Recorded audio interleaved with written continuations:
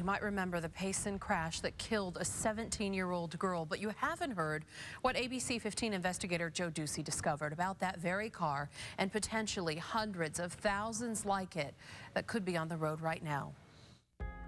I just sit and think, I wish I could just see her again. Ryan Bloom beams as he talks about his daughter, Sage. Today is my birthday party. She loved going to church. She went to the youth group, and she cared for people. Sage was a Payson High School junior, into her school, her family, and excited about her first car, a 2002 Ford Escape like this one. Ryan checked it and okayed it. She was just like, thank you, Daddy, thank you, Daddy, thank you, Daddy, thank you, Daddy, you know? Yeah. So, and that hurt, that kind of hurts, you know? Yeah. January 27th, Sage is driving her new car for the first time with her mother, Jamie, following. But something goes wrong. Jamie talks to Sage and then calls 911. Oh my God, what do I do with her? She's seeing what two surveillance cameras catch. Sage's car speeding by on a busy Payson street. I can see her pushing on the brakes and I can smell it burning. Ryan gets a desperate call. I didn't expect blood-curdling screams on the other side of that phone. Is that what was happening? Yeah, Jamie was freaking out. Oh my God, she's gonna wreck. She's gonna wreck. Oh my God. You know when the time stops and you just think, you know, please just, God, let her be okay. Eyewitnesses say Sage was swerving to avoid accidents until she couldn't. Her SUV rolled 3 times. Sage died hours later. We all just came together and cried, bawled. Police took us to the SUV, still impounded. Their report shows an accelerator down to the floor, scratch marks to the right of the accelerator on the console. Police say Sage had tennis shoes on, so she must have used some force to create those marks. Police noted that she was kicking the pedal, trying to unlodge it. Bob Boatman is the Blooms' attorney. The family's considering a lawsuit against Ford. Ford won't comment to us specifically about Sage's accident. And no one knows what caused it. The Escape is still impounded, but we do know something about the car. In December 2004, Ford issued a safety recall on it and all 2002 to 2004 Escapes involving the accelerator cable, saying it's a problem that could cause elevated engine speeds and even a vehicle crash. Ford notified Escape owners, but the ABC 15 investigators uncovered something Ford did not send to owners. It's a warning to dealers sent 10 months later, showing how they could be making an incorrect repair that could cause damage to the speed control cable. Sorry, the first fix wasn't very good. Clarence Ditlow with the Center for Auto Safety says that's a problem. Records show most of the Escapes had already been repaired before dealers had the corrected instructions, including the Escape Sage Bloom was driving. If you were one of those early 300,000 plus owners, you may have gotten a bad repair and your life is at stake. In a statement, Ford expressed its commitment to informing customers when any issues arise involving vehicle safety.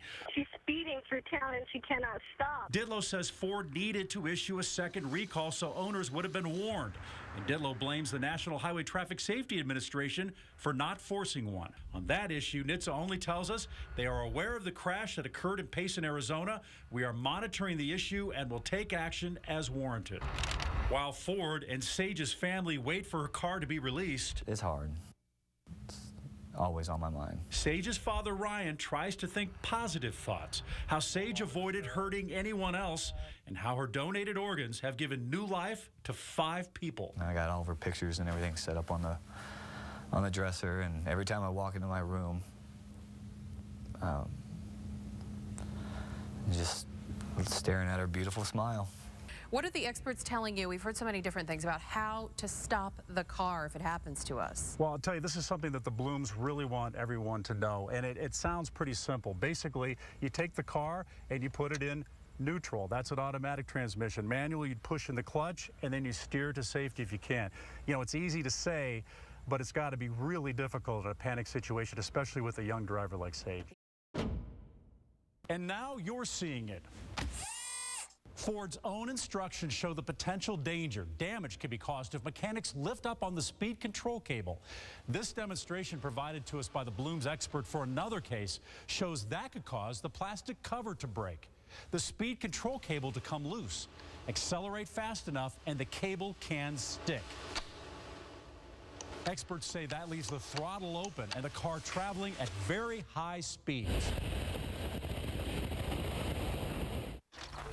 On this day, inspectors for both Ford and the Bloom family are here.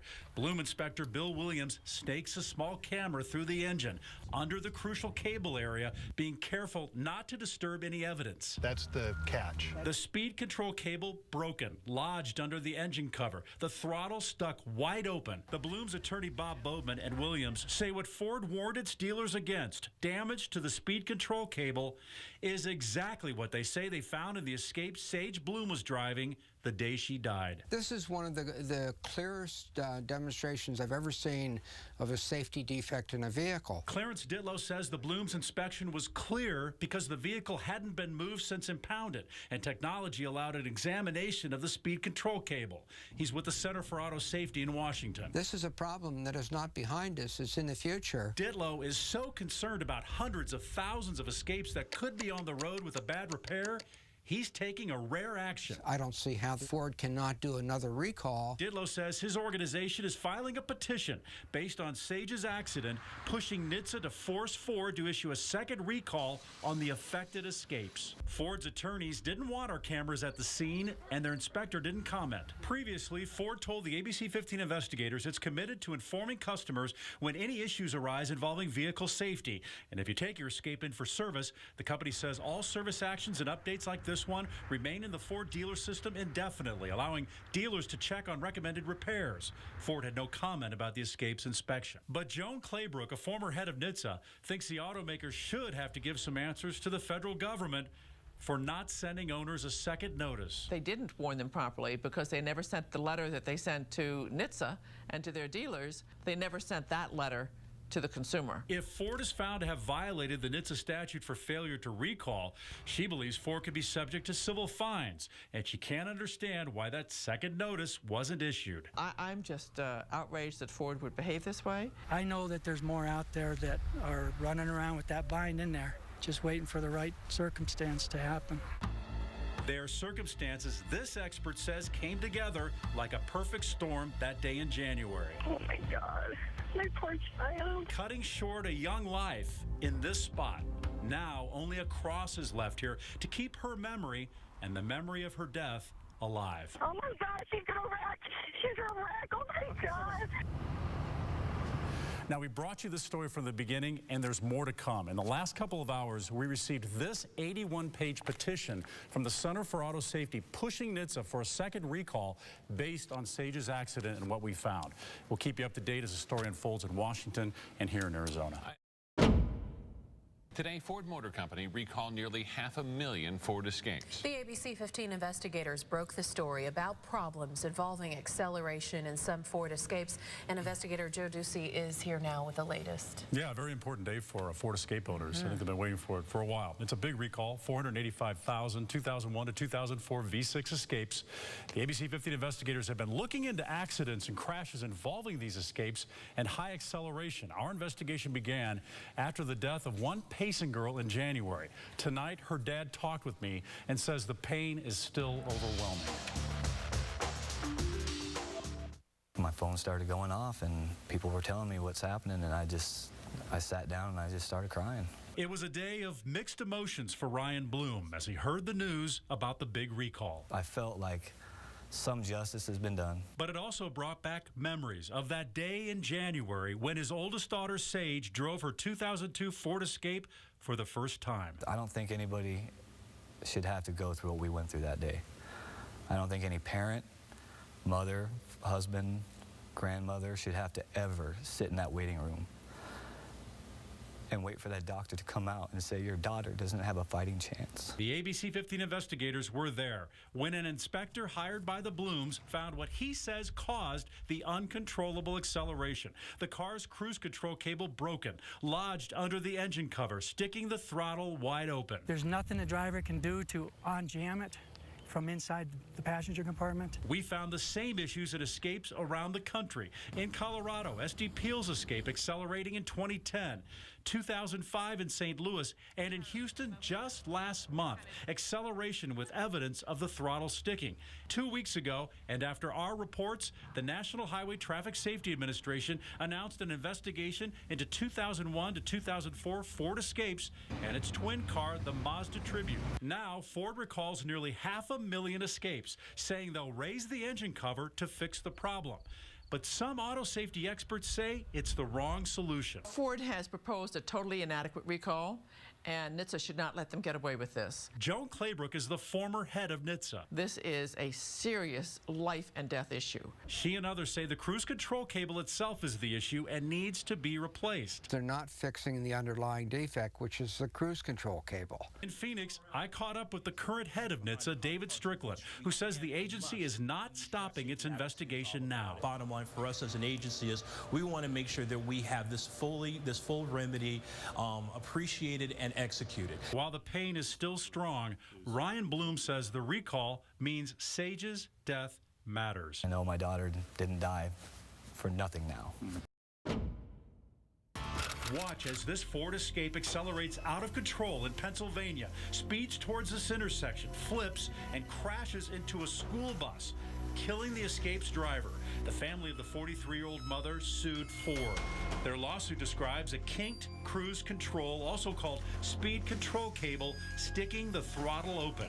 Without admitting liability, Ford settled the case, paying her family and their attorney more than $1 million. And the ABC 15 investigators found 2 years earlier, Ford settled another Escape acceleration lawsuit, this time in Missouri. The police inspection shows the same broken speed control issue. The car started accelerating very high. St. Louis attorney Patrick Haggerty represented the family of Marta Baer. Her Escape accelerated out of control with her son Stephen inside and headed towards a gas station. And it's here that Marta made a decision to try and save their lives. She did the unthinkable. She told Stephen that they were going to have to abandon the car. Stephen jumped out and survived. Marta hit her head and died. Ford admitted no liability and settled that case for an undisclosed amount. These two accidents happened more than 5 years ago, but it wasn't until 17-year-old Sage Bloom died in a Payson accident in January that Ford publicly acknowledged the discovery of this acceleration problem. After a government investigation, Ford recalled the Escapes, and Mazda recalled its sister SUV, the Tribute. Inspections of all three wrecked Ford Escapes found the same speed control cable's plastic cover broken, leading to the acceleration. It's just shocking to me that it could happen again in the exact same way 7 years later. Ford's recall seems to be quick action for a new problem, which could help them avoid millions in potential government fines. But the ABC 15 investigators found those broken cables and Escapes is not new.